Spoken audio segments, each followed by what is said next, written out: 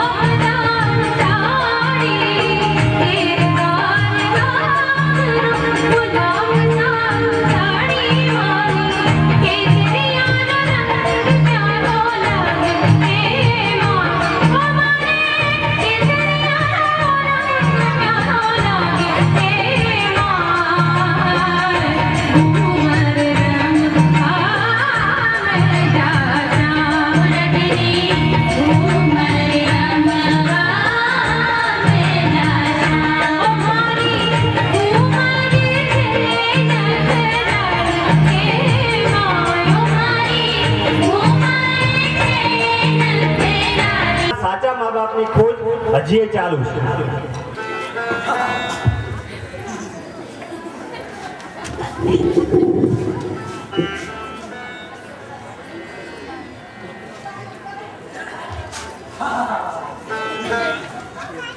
અરે તું શું કરે છે અહીંયા ડોસલા? આ ભગત ને શું નખરા કરે છે? મૂર્ખ લાગે છે મૂર્ખ. કાકા મારું કઈ કામ? ના ના, તો ફાનસ લઈને શું બાજુ મારી સામે કાકા? વાત તારી સંબંધી બહાર છે. કઈ કામ હોય તો કહેજો, સામેના મકાનમાં જ રહું છું. બોલવાનું નહીં, કામમાં ખલેલ પહોંચે છે. લે ભલે તમે તમારે કામ કરો.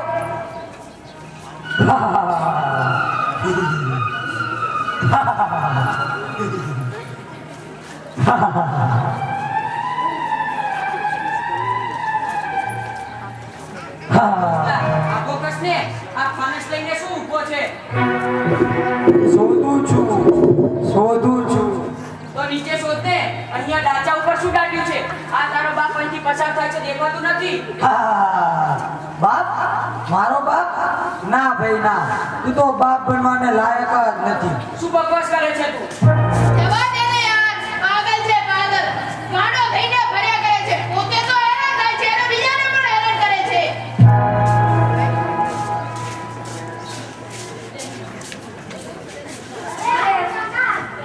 અરે અરે કાકા કાકા કોણ છે આ રાખોરો? કોણ છે આ રાખોરો? બુંબરાડા પાડે છે. અરે અરે કાકા શું છે આટલી જોરથી બુંબરાડા શું પાડો છો? અરે અરે કાકા એક્સિડન્ટ થયો છે. ક્યાં? શું વાત કરે છે? પેલા ઝંડા ચોકમાં. ચાલો ચાલો જલ્દી ઝંડા ચોકમાં. મારે નથી આવવું ઝંડા ચોકમાં. ત્યાં રોજ એક્સિડન્ટ થાય, રોજ કોક ચાંટીઓ ભગાવે. તમે તમારે જાઓ, મારે નથી આવવું. પણ કાકા આજે તો માથું ફૂટી છે માથું. બિચારો મરી જશે. અરે મરી જતો હોય તો ભલે મરી જાય. હું ડોક્ટર થોડો છું, મારી ઊંઘ બગાડો છો તે. કાકા ડોક્ટર પાસે તો લઈ જાવ, નહીં તો સુધીર મરી જશે. હે? મારા સુધીરનું માથું ફૂટી ગયું? હા લોહી લુહાણ થઈ ગયું છે. બેટા સુધીર ક્યાં છે તું? દીકરા સુધીર ક્યાં છે તું? નહીં તો મમ્મી પપ્પા આપણા પર ચીડા. હા ચાલ ચાલ. અલ્યા છોકરાઓ, મમ્મી પપ્પાનો બહુ ડર લાગે છે. હા બોલો કાકા. છોડવા વળી માળીથી બિયાય તો ભાંગરે જ કેવી રીતે? બોલો કાકા. કઈ નહીં, તમે તમારે જાઓ તમારે ઘરે. મને મારા સુધીરની પાસે લઈ જાઓ, સુધીરની પાસે લઈ જાઓ. મારું માનવું એમ છે કે તેમને અહીં રાખો. હું તેમના ઘરે જઈ સમાચાર આપી આવું છું. દિલે ચાલ્યો ગયો મારો સુધીર. ડોક્ટર પાસે લઈ જાઓ એને. અરે એક્સિડન્ટનો તાત્કાલિક કેસ કોણ લેશે? અરે મનહરભાઈ, છોડો આ વાતને. જ્યાં પહોંચો પોલીસ સ્ટેશને એમની કાર્યવાહી કરવાની ખબર પડે. મારા સુધીરને પાછો લેતા આવજો, સુધીરને પાછો લેતા આવજો. મારો સુધીર નહીં આવે, પાછો નહીં આવે અરુણલાલ. જો ડૂબ ગયા સો ડૂબ ગયા, જો टूट गया सो टूट गया. આવું ના બોલો કાકા, રહેવા દો. આવું ના બોલો કાકા, રહેવા દો. એવું શું બોલે છે? સાઈડ પર મૂકને આ ફાનસ. સળગી જશે બધું. થોડા દિવસે ફાનસ લઈને ફર્યા કરે છે તે. શોધું છું અસલી મા બાપ, કારણ કે આ દુનિયામાંથી અસલી મા બાપ ખોવાઈ ગયા છે. અસલી મા બાપ ખોવાઈ ગયા છે? હું કઈ સમજ્યો નહીં. કઈ નહીં અને સમજમાં નહીં આવે, કારણ કે અહીં બાળકો જ પેદા થાય છે, મા બાપ નહીં. બાળકનો જન્મ થાય એટલે મા બાપ બની જવાય. શું માની લેવાનું કે બાળકનો જન્મ થાય એટલે મા બાપ બની જવાય? હકીકતમાં તો આપણને મમ્મી પપ્પાનું લેબલ જ લાગે છે, લેબલ. એટલે તમે કહેવા શું માંગો છો? પતિ પત્ની એટલે સંતાન ઉત્પન્ન કરવાનું એક નિમિત્ત માત્ર. આપણે એને પાળ્યો, પોષ્યો અને આખરે આપણે એને તૈયાર કર્યો આપણી ચિતાને રાખ કરી નાખવા માટે. બસ ખેલ ખતમ. કોણ સંતાન અને કોણ મા બાપ? આ દુનિયા એક ગંભીર મા બાપનો મેળો બની ગઈ છે. એ બીમાર હતો ત્યારે એની માતા કેટલી રાતો જાગી છે, છતાં તમે મને એક ગંભીર પાપ કહો છો બાલુ કાકા. તું શાંત થઈ જા. અરે બાપ બન્યા હોય તો ખબર પડે. અંતે તો લોહીની સગાઈ બોલે છે, લોહીની સગાઈનું બેનર લઈને ફરતો હું પણ એક ગંભીર બાપ હતો. એ પરીક્ષા આ બાલુ કાકો 14 વર્ષ પહેલા આપી ચૂક્યો છે. એ મહાબળેશ્વરની ટેકરીઓ મને હજુય ભૂલાતી નથી. હું, મારી પત્ની અને મારો ચિરાગ ત્યાં ઊભા હતા. વાતમાં મેં સિગારેટ સળગાવી. ન જાણે ચિરાગને સિગારેટની સખત એલર્જી હતી. તેને મને કહ્યું, પપ્પા સિગારેટ ફેંકી દો. તેને મને 2-4 વાર કહ્યું, પરંતુ મેં એની વાત પર ધ્યાન ન આપ્યું. તેને મારા હાથમાંથી સિગારેટ ખેંચી લીધી અને પાકેટ પર ફેંકી. અરે વાહ, બહુ હિંમત વાળો છોકરો કહેવાય. હા, પોકારો કરવા લાગ્યો. રસ્તા પર આવીને પડ્યો. એક લક્ઝરી બસ આવી અને મારો ચિરાગ બુઝાઈ ગયો. ભાઈઓ, મારો ચિરાગ બુઝાઈ ગયો. જેના જન્મ માટે હું જ નિમિત્ત બન્યો હતો, તેના મૃત્યુ માટે હું જ જવાબદાર બન્યો. એના આઘાતમાં એની માં પણ મૃત્યુ પામ્યો. ભોગવી રહ્યો છું. મારી લોહીની સગાઈ વજ્ર જેવી કઠોર નહોતી, કાચ જેવી બરડ હતી. ભાઈઓ, કાચ જેવી બરડ હતી. એમ કેમ કહો છો કાકા? જેના એક જ ધમાચે લોહીની સગાઈનો કાચ જેવો મિનારો કડડ ફૂસ થઈને તૂટી પડ્યો. એ દંભી બાપ હું હતો ભાઈઓ, એ દંભી બાપ હું હતો. બસ ત્યારથી આ ફાનસ લઈને ફર્યા કરું છું. કદાચ કોઈ રડ્યા કડ્યા સાચા મા બાપ મળી જાય તો બતાવવા છે મારે આ દુનિયાને. આવો છો ને બધા? હા, જાઓ. સુધીરની શમશાન યાત્રાની સાથે તમારા ખરાબ સ્વભાવની પણ શમશાન યાત્રા કરતા આવજો. નહીતર સુધીનો ભટકતો આત્મા દેખા દેશે અને ચેનથી જીવી પણ નહીં શકો. ચાલો બધા ચાલો. હા, જાઓ. બે ટકોરા મનના દ્વારે જાગ હવે તું માનવ. ખુદના ફરજન તરછોડીને સાને ખૂંદે કાદવ. પપ્પા, સુધીર, પપ્પા, બેટા સુધીર, ક્યાં છે તું? હું અહીં જ છું પપ્પા, તમારી પાસે. તો પછી દેખાતો કેમ નથી? કારણ કે હું મરી ગયો છું પપ્પા. ભટકતો આત્મા થયા પછી હું તમને મળવા આવ્યો છું. ના દીકરા ના, આવું ના બોલીશ. મારી પાસે સમય ખૂબ જ ઓછો છે પપ્પા. બોલો, સાંભળશો મારી જડ જુઓ પપ્પા. બેટા સુધીર, ઊભી જાઓ પપ્પા. તમે મને નહીં પકડી શકો અને હા, મને બહાર પણ નહીં કરી શકો. કેમ દીકરા? કારણ કે હું એક આત્મા છું પપ્પા. હું એક આત્મા બની ગયો છું. ના દીકરા ના, આવું ના બોલ. તારા અસ્તિત્વ વગર તારો આ બાપ કેટલો પાગળો બની ગયો છે. તારી માતા હજી પણ હોસ્પિટલમાં તરબડી રહી છે. તું કહે તેમ હું કરવા તૈયાર છું દીકરા. તું પાછો આવી જા દીકરા, પાછો આવી જા. ના પપ્પા, ના. આ સ્વાર્થી દુનિયામાં મારે પાછું નથી ફરવું. પરંતુ છોડો એ વાત. હું તો તમને કંઈક બીજી જ વાત કરવા આવ્યો છું. કઈ વાત દીકરા? હું જીવતો હતો ત્યારે તમે મને કેટલો અડધૂત કરતા હતા અને અત્યારે કેટલો પ્રેમ વરસાવો છો મારા પર. ના દીકરા ના, હું તો ત્યારે પણ તને એટલો જ ચાહતો હતો દીકરા, જેટલો ત્યારે. એવું તો તમે માનો છો પપ્પા. હકીકત તો કંઈક જુદી જ છે. આવું કેમ બોલે છે દીકરા?